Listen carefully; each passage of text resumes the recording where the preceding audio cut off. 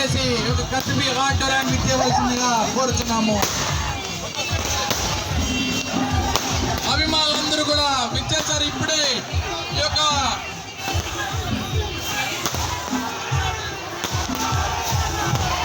BJP తరపున తిరుపతి జిల్లా నూతన అధ్యక్షులు గారికి సామంతి శ్రీనివాసన్న గారికి అభినందనలు చెప్పడానికి యువత ఉత్సాహంతో ఆనందంతో ముందుకు ఉప్పొంగుతున్నారు.